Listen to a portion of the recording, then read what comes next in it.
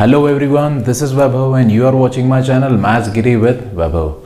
In this video we are going to start with the new chapter, that is chapter number 12, exponents and power. अब सबसे पहले देखते हैं exponents होता क्या है. तो एक एग्जांपल लेते हैं. Suppose 2 raised to the power 5. ठीक है, तो इसको हम क्या पढ़ेंगे 2 raised to the power 5. अब इसका मतलब होता क्या है, 2 को 5 टाइम्स खुद से ही मल्टीप्लाई करना. ठीक है, तो जब भी मुझे 2 को 5 टाइम्स अपने आप से मल्टीप्लाई करना पड़ेगा तब मैं ऐसा लिख सकता हूँ. तो किसी भी नंबर को अगर सेम नंबर से आपस में मल्टीप्लाई करना है तो जितनी बार भी मल्टीप्लाई करेंगे हम उसकी पावर वो लिख देंगे. ठीक है, सपोज जैसे 8 रेज टू द पावर 3, तो इसका क्या मतलब होगा 8 इंटू 8 इंटू 8. तो ये जो फॉर्म है हमारा, इसको बोलते हैं हम एक्सपोनेंशियल फॉर्म. ठीक है, तो इसको बोलते हैं हम एक्सपोनेंशियल फॉर्म. और ये हो गया हमारा एक्सपांडेड फॉर्म. जो इसको खोल के लिखा है हमने तो ये हो गया हमारा एक्सपांडेड फॉर्म. और जब इसको पास में छोटा सा कर दिया तो इसको बोलेंगे हम एक्सपोनेंशियल फॉर्म. ठीक है, अब ये जो हमारा नंबर था 2 रेज टू द पावर 5, तो ये जो नंबर नीचे वाला है इसको हम बोलते हैं बेस, और जो ऊपर वाला है इसको हम बोलते हैं पावर या फिर एक्सपोनेंट. ठीक है, तो हम इसको पढ़ेंगे कैसे, 2 रेज टू द पावर 5. जो बेस है उसका नाम पहले आएगा 2 और फिर जो पावर है उसको बोलेंगे 5. तो 2 रेज टू द पावर 5. ठीक है, अब देखते हैं आपका next topic, that is converting into exponential form. ठीक है, तो आपको नंबर दिया जाएगा और उसको आपको कन्वर्ट करना है एक्सपोनेंशियल फॉर्म में. तो जैसे सपोज एक एग्जांपल देखते हैं 512. अब 512 को आपको एक्सपोनेंशियल फॉर्म में कन्वर्ट करना है. ठीक है, या फिर एक्सपांडेड फॉर्म भी बोल सकते हैं. तो सबसे पहले हम क्या करेंगे 512 का प्राइम फैक्टराइजेशन. तो 2 से जा रहा है ये 256, फिर 2 से कैंसिल हो रहा है 128, अगेन 2 से जा रहा है 64, फिर 2 से 32, अगेन 2 16,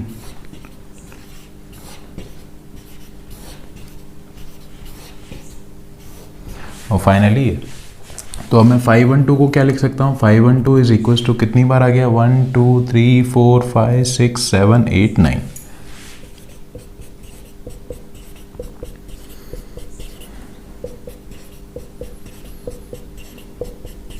तो इसको क्या लिख सकता हूँ 9 टाइम्स 2 को मल्टीप्लाई करा है.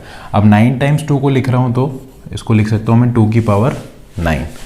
ठीक है, तो एक्सपांडेड फॉर्म या फिर जो भी एक्सपोनेंशियल फॉर्म है तो ये हमारा काम क्या ईजी कर देता है. कैसे कि इतनी बार अगर मैं मल्टीप्लाई अगर सेम ही नंबर को कर रहा हूँ और इतनी बार लिखना है तो काफ़ी टाइम टेकिंग होगा.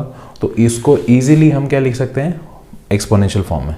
ठीक है, तो अगर आपको ऐसे क्वेश्चन आते हैं कि कन्वर्ट इनटू एक्सपोनेंशियल फॉर्म, तो क्या करेंगे, सबसे पहले हम प्राइम फैक्टराइजेशन करेंगे और जितनी बार जो भी नंबर आ रहा है उसको एक्सपोनेंट्स के फॉर्म में लिख देंगे. ठीक है, अब आता है आपका next topic, that is negative powers of exponent. ठीक है, तो इसके अंदर जैसे आपको दे रखा है सपोज 2 की पावर -5. तो अब इसका क्या मतलब होगा 2 की पावर -5. तो जब भी आपकी पावर अगर नेगेटिव में आ रही है तो इसको हम सॉल्व कैसे करेंगे.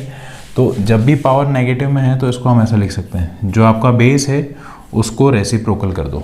तो जो आपका बेस था क्या था, वो आपका 2 की पावर 1 था, 2/1 था, क्योंकि किसी के नीचे अगर कुछ भी नहीं लिखा है तो डिनोमिनेटर को हम 1 मान सकते हैं. ठीक है, तो जब भी आपका माइनस का साइन आ रहा है पावर में तो आप क्या करोगे, माइनस का साइन हटाना है तो इसको रेसिप्रोकल कर दोगे. ठीक है, तो 2/1 रेसिप्रोकल होके क्या हो जाएगा 1/2, और इधर का पावर हट जाएगा माइनस का साइन और इधर हो जाएगा प्लस.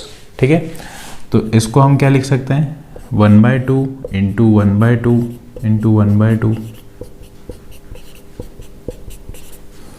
तो ये क्या हो जाएगा आपका 1/32, क्योंकि 1 इंटू 1 इंटू 1, कोई से भी नंबर को 1 को कितनी बार भी मल्टीप्लाई करोगे आंसर 1 ही आएगा.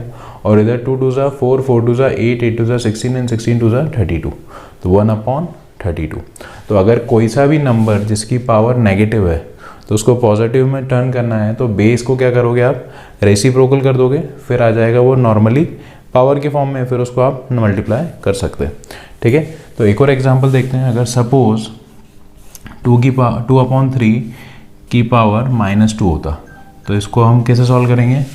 तो सबसे पहले हमको नेगेटिव हटाना है. तो नेगेटिव हटाएंगे तो क्या हो जाएगा, ये वाला हो जाएगा रेसिप्रोकल, ये हो जाएगा 3/2 और पावर 2. तो ये क्या हो गया 3 और इधर हो जाएगा 2 क्योंकि ये होल की पावर है तो ये दोनों ही मल्टीप्लाई करेंगे 2 बार, तो ये कितना हो जाएगा 9/4।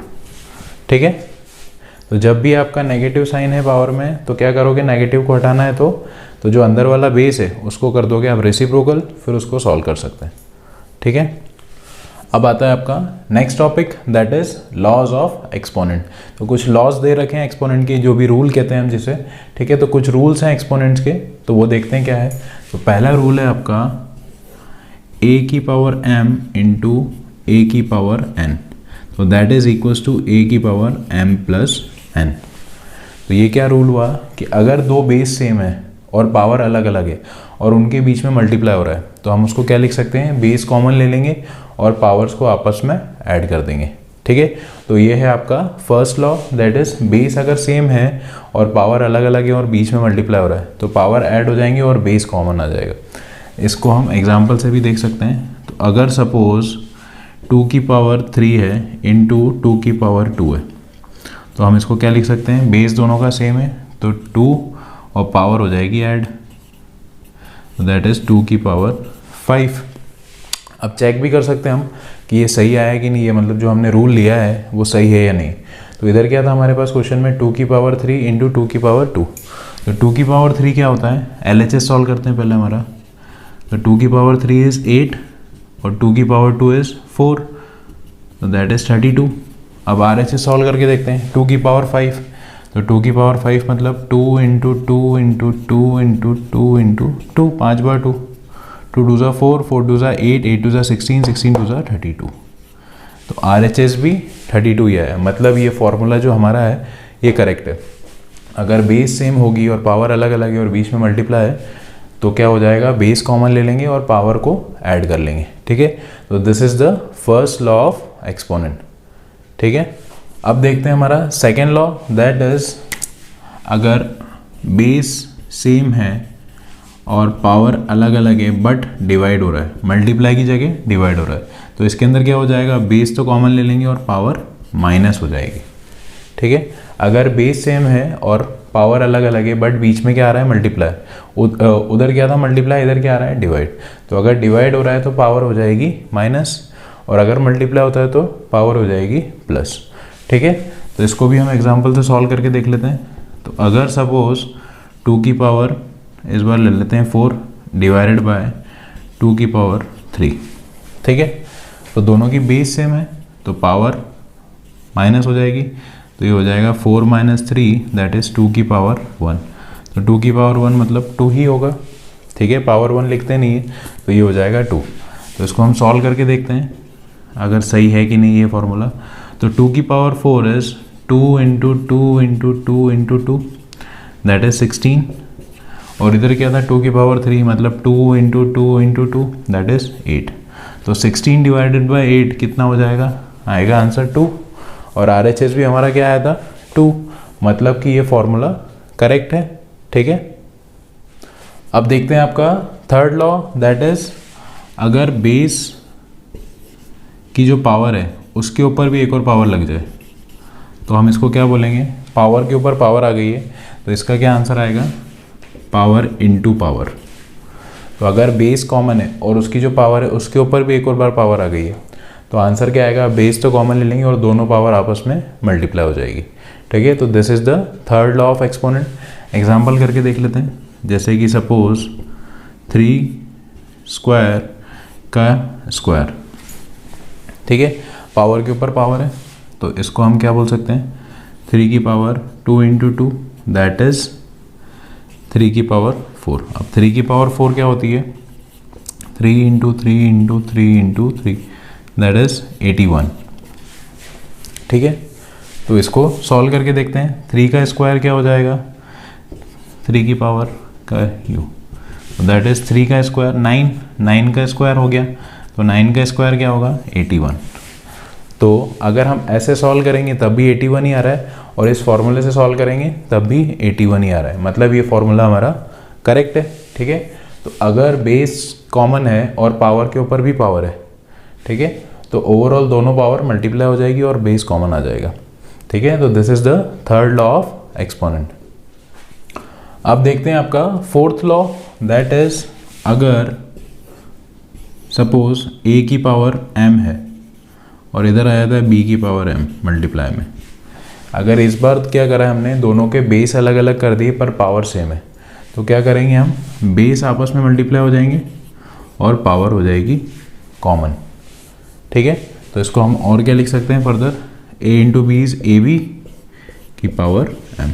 ठीक है, तो अगर बेस अलग अलग हैं और पावर कॉमन आ रही है, ठीक है, तो इसको मैं क्या लिख सकता हूँ, बेस को मल्टीप्लाई कर दूंगा और पावर कॉमन ले लूँगा। ठीक है, तो इसका सपोज एक एग्जांपल करके देखते हैं, जैसे 2 की पावर 2 इंटू 3 का स्क्वायर, 2 का स्क्वायर इंटू 3 का स्क्वायर, तो अकॉर्डिंग टू आवर लॉ क्या हो जाएगा, 2 इंटू 3 मल्टीप्लाई हो जाएंगे और इधर स्क्वायर आ जाएगा कॉमन, तो इसको क्या बोल सकते हैं, 2 इंटू 3 दैट इज 6 और ये स्क्वायर, तो 6 का स्क्वायर क्या होता है 36। तो हमारा आंसर आना चाहिए 36 अकॉर्डिंग टू दिस लॉ।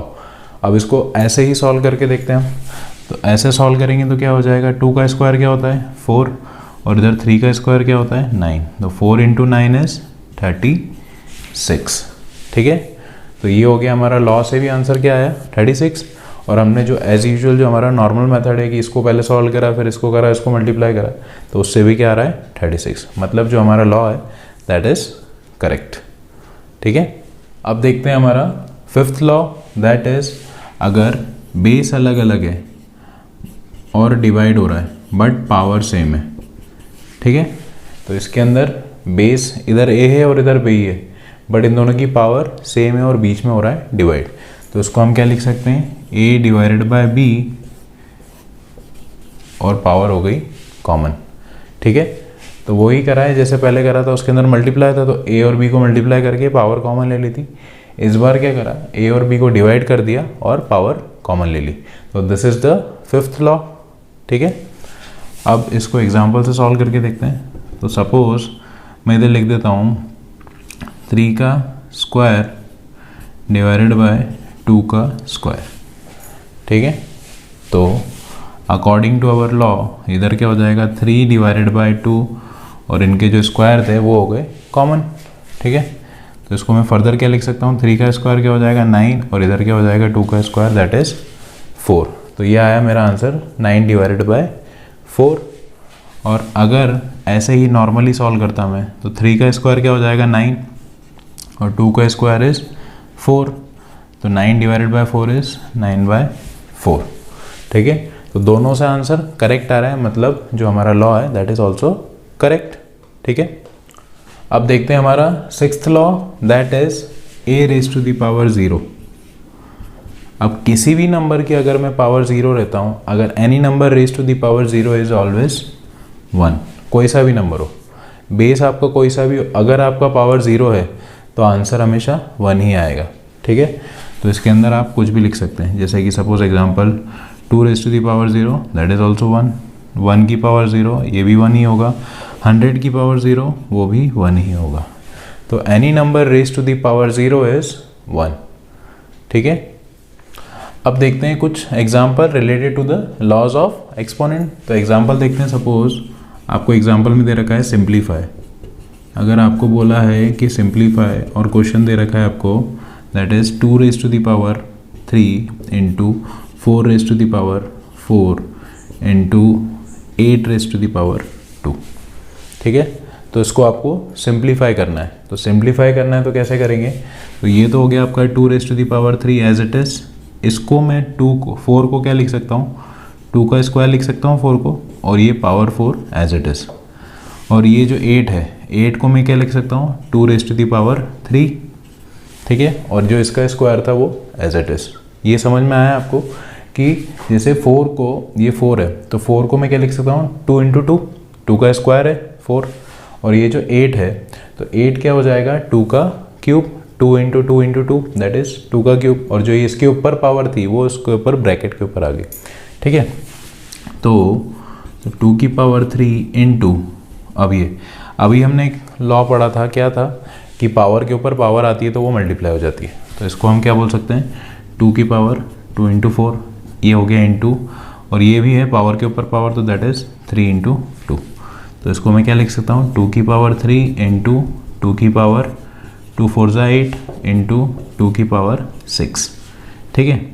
तो इसको मैं फर्दर क्या लिख दूंगा, तो बेस सेम हो गया सबका तीनों का और पावर अलग अलग है, तो पावर हो जाएगी 8, तो ऐड हो जाएगी पावर, तो 3 + 8 + 6 दैट इज़ 2 की पावर 3 + 8 11, 11 + 6 इज़ 17, तो ये हो गया आपका आंसर।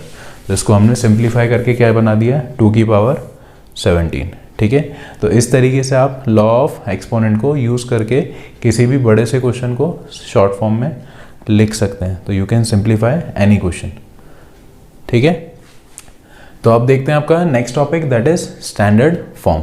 अब स्टैंडर्ड फॉर्म का क्या ज़रूरत है, स्टैंडर्ड फॉर्म किस लिए यूज़ किया जाता है, क्योंकि अगर बहुत बड़ा नंबर है कोई, ठीक है, तो इसको छोटे में लिखना है, हमको छोटी साइज़ में लिखना है, तो स्टैंडर्ड फॉर्म ही काम आएगा। या फिर बहुत ही ज़्यादा छोटा नंबर है उसको नॉर्मल फॉर्म में लिखना है, तो तब स्टैंडर्ड फॉर्म काम आता है। जैसे कि सपोज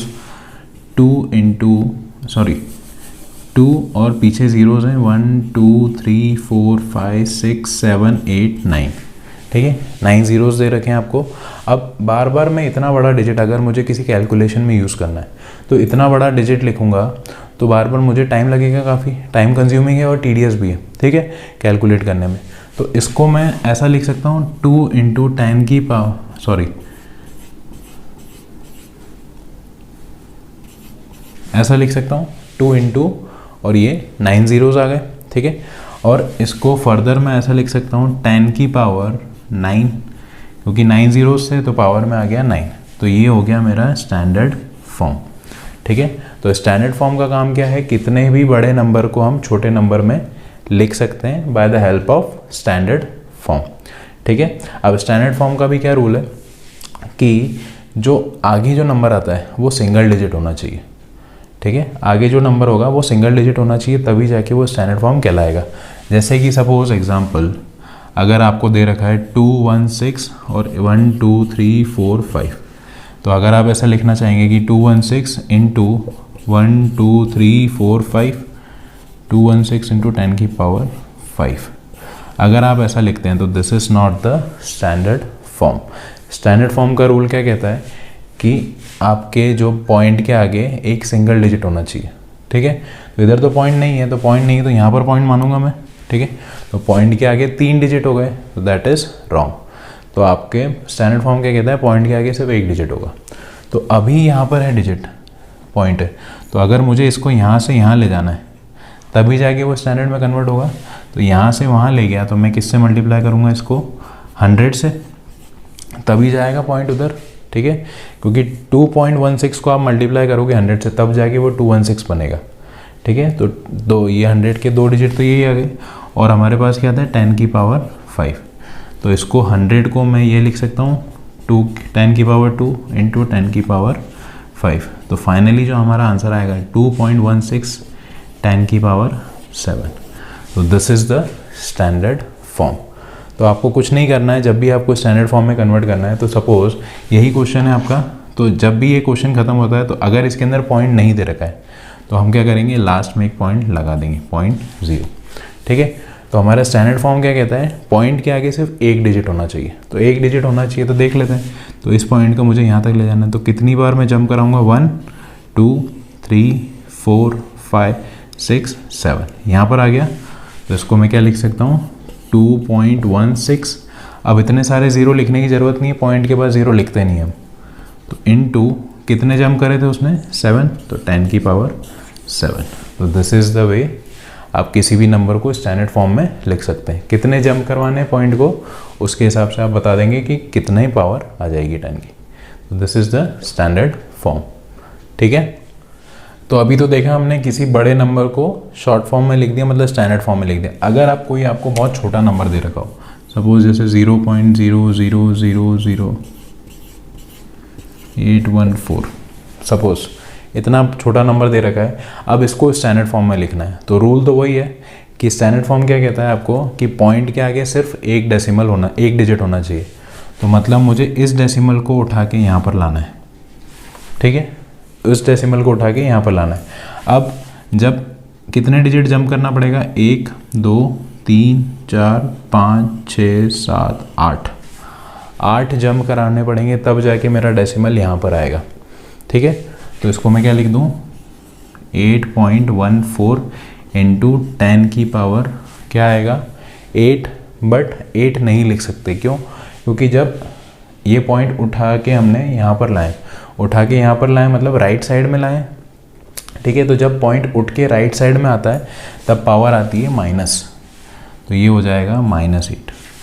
ठीक है, जब भी ये पॉइंट उठ के राइट साइड में जाएगा तब पावर जितने डिजिट जंप करेगा उसके अंदर माइनस में आ जाएगा। अब जैसे उसके अंदर हमने करा था तो उसके अंदर क्या जा रहा था, लेफ्ट साइड में जा रहा था पॉइंट, तो लेफ्ट साइड में जब जाएगा तो पावर आएगी प्लस। अब जब राइट साइड में जाएगा जंप करते हुए तब आएगी पावर माइनस में। और इसको फर्दर अगर आप सिंपलेस्ट फॉर्म में देखना चाहते हैं तो ऐसा आया क्यों, तो फिर करके देख लेते हैं।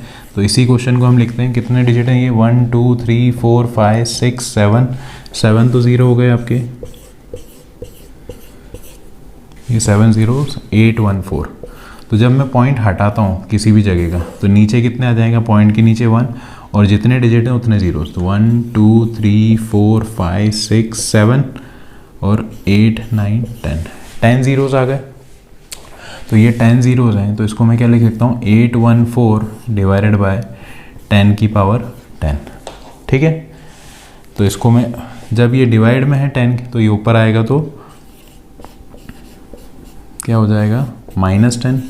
ठीक है, डिवाइड से ऊपर जाते हैं तो क्या हो जाता है, जब बेस सॉल्व होती है तो जब बेस सॉल्व होगी तो जब डिवाइड से ऊपर जाएंगे तो माइनस लगता है। ठीक है, तो डिवाइड होती है तो ये माइनस लगा दिया -10। ठीक है, अब ये स्टैंडर्ड फॉर्म तो अभी भी नहीं है, क्यों? क्योंकि मैंने आपको बताया था कि पॉइंट के आगे एक ही डिजिट होना चाहिए और इसका पॉइंट कहाँ आ रहा है, यहाँ पर, तो इसको इधर जाना पड़ेगा।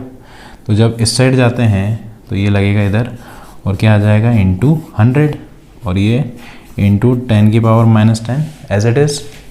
तो ये क्या हो जाएगा 8.14 इंटू 10 का स्क्वायर इंटू 10 की पावर -10। तो जब ये सॉल्व होंगे तो ये हो गया बेस सेम और पावर क्या हो जाती है मल्टीप्लाई में 8 ऐड, तो ये हो गया दैट इज़ 8.14 इंटू 10 की पावर -8। तो हमारा आंसर वहाँ पर भी यही था और यहाँ पर भी यही है। तो या तो इतना बड़ा सॉल्व करो तब भी यही आंसर आएगा, या फिर ये मेथड लिख सकते हैं कि उस पॉइंट को कितना जंप कराएंगे तब जाके वो ये आएगा। ठीक है, तो पॉइंट को हमको क्या करना है कि पॉइंट के आगे सिर्फ एक सिंगल डिजिट होनी चाहिए। ठीक है, तो सिंगल डिजिट यहाँ पर है, 8 के बाद लाना है, तो कितने जंप कराए 8, और पीछे से आगे आए हैं मतलब लेफ़्ट टू राइट साइड जा रहे हैं तब आ जाएगा माइनस, और अगर राइट से लेफ्ट साइड में जाएंगे तो आएगा प्लस पावर में। ठीक है, तो this is the standard form. तो इसी के साथ आपका एक्सपोनेंट्स एंड पावर का इंट्रोडक्शन पार्ट कंप्लीट होता है। Will be doing exercise 12.1 in our next video. अगर ये वीडियो आपको अच्छा लगा हो तो please do like it and share with your family and friends, and for more such videos please subscribe to my channel maths Giri with Vaibhav. Thanks for watching this video. Thank you, have a nice day. Thank you.